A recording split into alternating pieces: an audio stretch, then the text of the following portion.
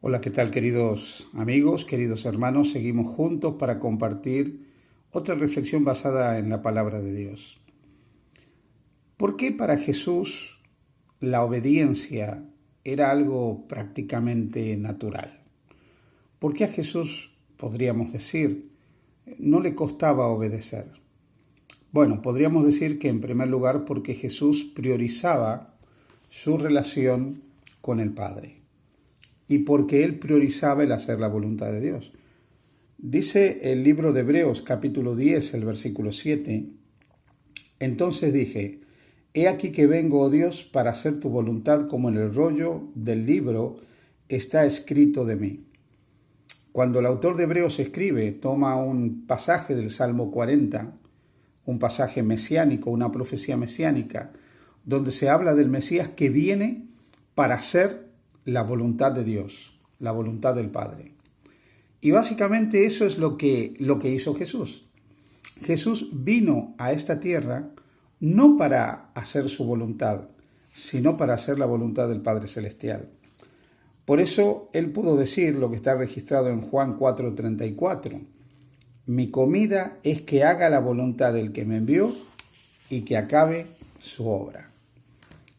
Dicho con otras palabras, el alimento de Jesús, lo que nutría a Jesús, lo que le daba nutrición espiritual a Jesús, era hacer la voluntad de aquel que lo había enviado.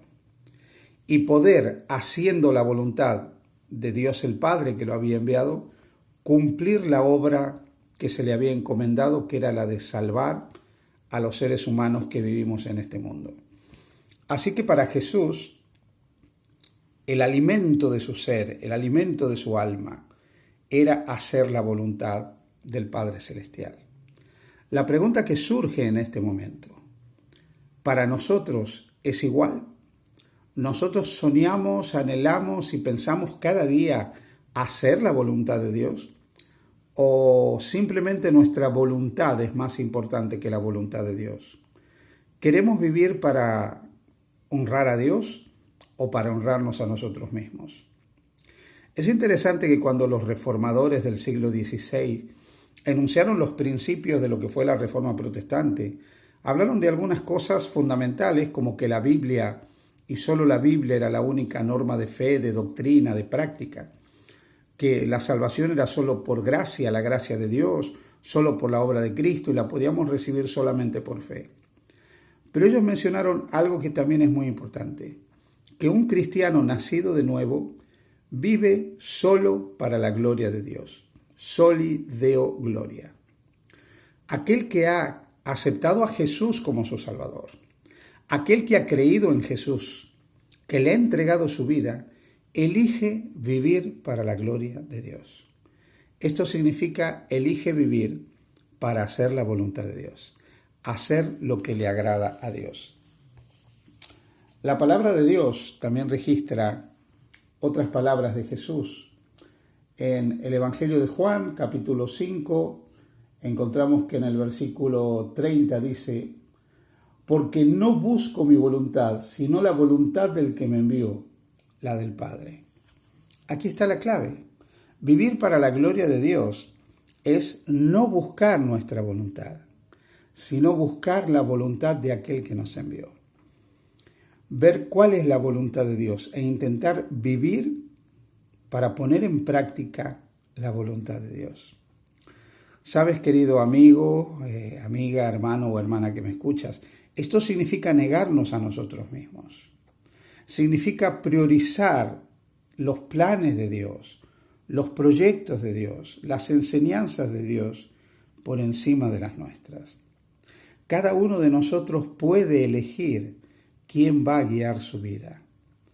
Si nuestra voluntad va a ser hacer la voluntad de Dios o hacer la nuestra. Hay un ejemplo en la Biblia que muestra el resultado de elegir hacer la voluntad de Dios o de no hacer la voluntad de Dios.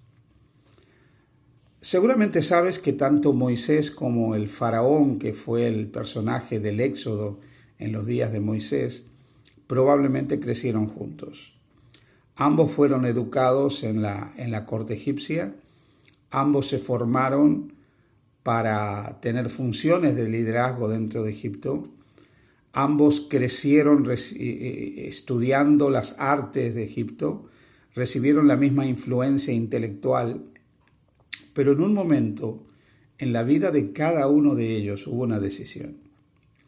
Moisés en un punto de su vida decide ir por el camino de Dios, decide hacer la voluntad de Dios, decide negarse a sí mismo. Y dice la palabra de Dios en la carta a los Hebreos, en el capítulo 11, que él rehusó ser llamado hijo de la hija del faraón. Él renuncia a todo aquello que le hubiera brindado comodidad, gloria, bienestar y seguridad terrenal. Y rehúsa todo eso para hacer la voluntad de Dios. Seguramente Moisés internamente tuvo un gran conflicto. O hacer su voluntad, que era ser un monarca, o hacer la voluntad de Dios, que lo llevaría a ser simplemente durante un tiempo un pastor y luego el que llevaría al pueblo de Israel hasta las puertas de la tierra prometida. Moisés tomó la decisión de hacer la voluntad de Dios, no la suya. De hacer que la voluntad de Dios sea lo más importante en su vida. Poner a Dios en primer lugar y mantenerse a lo largo de su vida con su mirada, con los ojos de la fe, puestos en Dios. Faraón, por su parte, eligió hacer su propia voluntad. Eligió andar en sus caminos. Eligió seguir sus inclinaciones, sus deseos. Eligió ser él mismo, sin importar quién era Dios. De hecho, no quiso reconocer a Dios en su vida. Cuando Moisés y Aarón se acercaron a él para decirle que el Dios de Israel le decía que dejara ir al pueblo, él llegó a decir: ¿quién es Dios para que yo deje ir al pueblo de Israel? Sí, Moisés es un ejemplo de quien acepta seguir la voluntad de Dios con todas sus consecuencias, y Faraón también es un ejemplo del que el que elige no hacer la voluntad de Dios con todas sus consecuencias. Voy a simplificarte la historia. La Biblia nos enseña, la revelación nos enseña, que Moisés murió antes de entrar a la tierra prometida. Pero Jesús, el arcángel Miguel, que es una de las figuras de Jesús en el Antiguo Testamento, nos dice la carta de Judas en el versículo 9, fue enviado a resucitar el cuerpo de Moisés. Y luchó contra Satanás para resucitar el cuerpo de Moisés. Reprendió a Satanás en el nombre de Dios y se llevó a Moisés resucitado y glorificado al cielo. Por eso es que cuando Jesús estuvo en la tierra, Moisés, que fue resucitado, se apareció a Jesús. Y Elías, que había sido llevado al cielo sin conocer la muerte, se aparecieron a Jesús. Tras su muerte, Jesús, el arcángel Miguel, resucitó el cuerpo de Moisés. Y cuando las huestes del pueblo de Israel estaban entrando a la tierra prometida, Moisés estaba viendo la entrada de Israel, pero desde la tierra prometida celestial, desde la Canaán celestial. Moisés eligió seguir a Dios y hacer la voluntad de Dios. Y el resultado de poner a Dios en primer lugar en su vida fue que finalmente llegó al lado de Dios, al lado del Padre, a la tierra prometida celestial, al cielo mismo, junto al Padre, al Hijo y al Espíritu Santo.